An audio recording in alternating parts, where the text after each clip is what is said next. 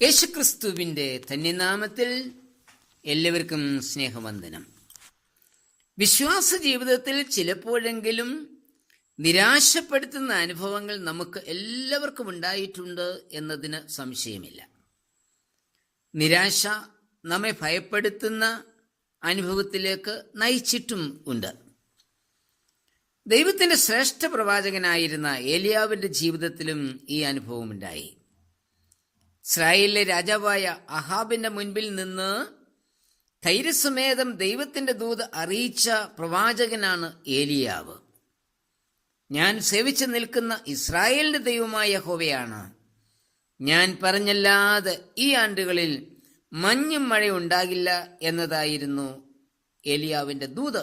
1 രാജാക്കന്മാർ 17:1 അഹാബ് രാജാവിന്റെ മുൻപിൽ ധൈര്യസമേതം ഈ ദൂത് അറിയിക്കുവാൻ തയ്യാറായ ഏലിയാവ് അഹാബിന്റെ ഭാര്യ ഈസബേലിന്റെ ഭീഷണിക്ക് മുൻപിൽ ഭയപ്പെട്ട് ജീവരക്ഷയ്ക്കായി ഓടിപ്പോകേണ്ടി വന്നു.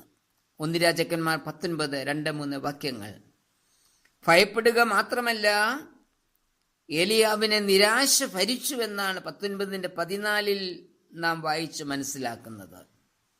അവന്റെ നിരാശയുടെ ശബ്ദമാണ്, ഞാൻ ഒരുത്തൻ മാത്രം ശേഷിച്ചിരിക്കുന്നു, എനിക്കും അവർ ജീവഹാനി വരുത്തുവാൻ പോകുന്നു എന്നുള്ളത്. ദൈവത്തിന്റെ വലിയ പ്രവാചകനായ ഏലിയാവിന്റെ ജീവിതത്തിൽ ഈ ഒരു അവസ്ഥ ഉണ്ടാകുവാൻ കാരണം എന്തായിരിക്കാം?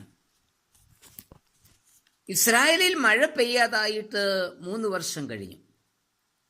ഏലിയാവിന് യഹോവയുടെ അരുളപ്പാട് ലഭിച്ചു, നീ ചെന്ന് ആഹാബിനെ നിന്നെ തന്നെ കാണിക്കുക, ഞാൻ ഭൂതലത്തിൽ മഴ പെയ്യിക്കുവാൻ പോകുന്നു. 18:1 ദൈവം നൽകിയ ദൂത് അറിയിക്കുക എന്നതായിരുന്നു ഏലിയാവിന്റെ ദൗത്യം. എന്നാൽ ദൂത് അറിയിക്കാതെ ബാൽ പ്രവാചകന്മാരെയും അശേരപ്രവാചകന്മാരെയും ജനത്തെയും രാജാവിനെയും കൂട്ടിവരുത്തി ഒരു യാഗം അർപ്പിക്കുന്നതിനാണ് ഏലിയാവ് താല്പര്യപ്പെട്ടത്. 18:23 ദൈവത്തിന് യാഗം അർപ്പിക്കുന്നത് ആരാധനയാണ്. എന്നാൽ അത് സ്വന്തം ഇഷ്ടപ്രകാരമായിരിക്കരുത്. യാഗത്തിൽ കൂടി ഒരു അത്ഭുതം സംഭവിച്ചതിന് ശേഷം മഴ പെയ്യുന്നതാണ് നല്ലത് എന്ന ചിന്ത ഏലിയാവിനെ ഭരിച്ചു എന്നത് വാസ്തവമാണ്. ഏലിയാവ് പറയുന്നത്, തീ കൊണ്ട് ഉത്തരമരുളുന്ന ദൈവം തന്നെ നമ്മളുടെ ദൈവം എന്നിരിക്കട്ടെ എന്നാണ്. 18:24 അതായത് ഏലിയാവിന്റെ ബുദ്ധിയിൽ രൂപപ്പെട്ടതാണ് ഈ യാഗവും. ആകാശത്ത് നിന്ന് തീ ഇറക്കി യാഗവസ്തുവിനെ ദഹിപ്പിക്കുന്നതും. ഇത് കർത്താവിന്റെ ഹിതമായിരുന്നില്ല.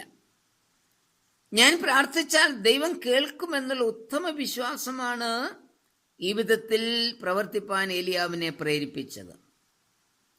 എന്നാൽ അത് ദൈവഹിതപ്രകാരമല്ല എന്ന് ചിന്തിപ്പാൻ ഏലിയാവ് തയ്യാറായില്ല.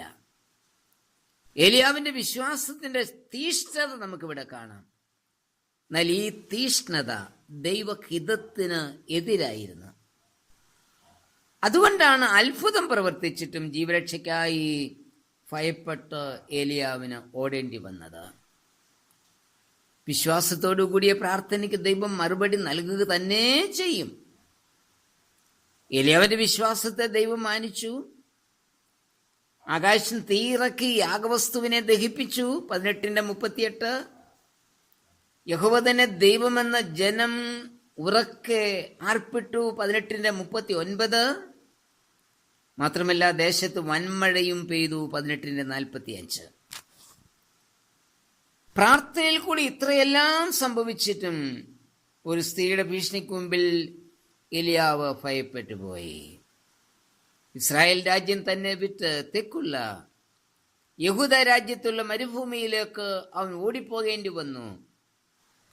അവിടെ ഒരു ചൂരച്ചെടിയുടെ തണലിൽ നിന്ന് ധൈര്യത്തോടുകൂടി ആഹാബിന്റെ മുമ്പിൽ നിന്ന ഏലിയാവ് ഇപ്പോൾ മരിപ്പാൻ ആഗ്രഹിച്ചുകൊണ്ട് ദൈവത്തോട് പറയുകയാ, ഇപ്പോൾ മതി, യഹോവേ എൻ്റെ പ്രാണനെ എടുത്തുകൊള്ളണമേ.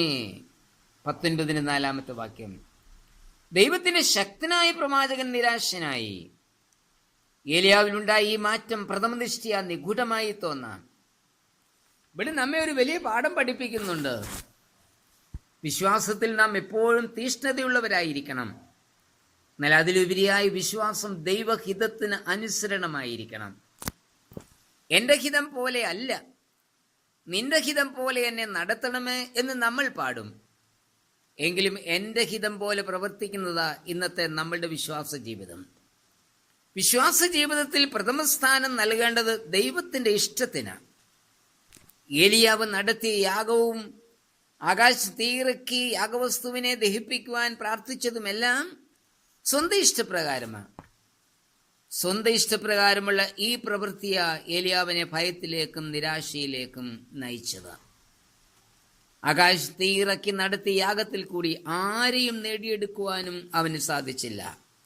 അതുകൊണ്ട് ഞാൻ ഒരുത്തൻ മാത്രമേ ശേഷിച്ചിട്ടുള്ളൂ എന്ന് ഏലിയാവ് പറയുന്നത് 19-14 വാക്യം. നമ്മുടെ കഴിവുകൊണ്ടോ ശക്തി കൊണ്ടോ നമുക്കൊന്നും നേടിയെടുക്കുവാൻ സാധിക്കില്ല. എന്നാൽ ദൈവഹിതത്തിന് പൂർണ്ണമായി സമർപ്പിച്ച് ദൈവിഷ്ട മാത്രം നിറവേറ്റുവാൻ നാം തയ്യാറാകുമ്പോൾ അത്ഭുതങ്ങൾ സംഭവിക്കും. വിശ്വാസ ജീവിതം എൻ്റെ കഴിവുകൾ പ്രകടിപ്പിക്കുന്നതിന് വേണ്ടി ആയിരിക്കരുത്. അങ്ങനെയെങ്കിൽ നാം നിരാശരായിത്തീരും. വിശ്വാസ ജീവിതം ദൈവനാമ മഹത്വത്തിന് വേണ്ടി മാത്രമായിരിക്കണം. കർത്താവേ, എൻ്റെ വിശ്വാസ ജീവിതത്തിൽ അങ്ങയുടെ ഹിതത്തിന് പ്രഥമ സ്ഥാനം നൽകിക്കൊണ്ട് അവിടുത്തെ മഹത്വത്തിനായി അധ്വാനിപ്പാൻ എന്നെ ഒരുക്കണമേ. ആമേൻ.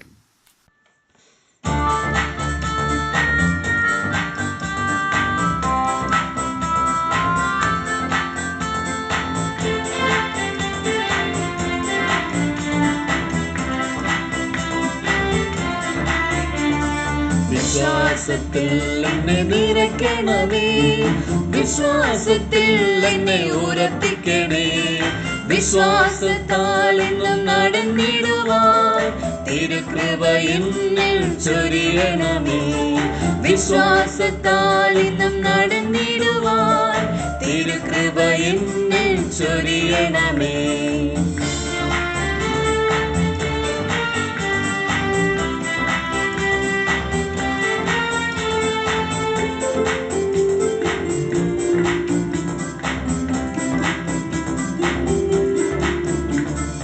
എന്റെ ഹിതം പോലെ നടത്തരുതേ, ദൈവ ഇഷ്ടമെന്നിൽ നിറവേറണേ, പരനെ നാമം മഹത്വപ്പെട്ടിടാൻ സമർപ്പിക്കുന്നേ ഞാൻ എന്നെ മുറ്റുമായി, പരനെ നാമം മഹത്വപ്പെട്ടിടാൻ സമർപ്പിക്കുന്നേ ഞാൻ എന്നെ മുറ്റുമായി.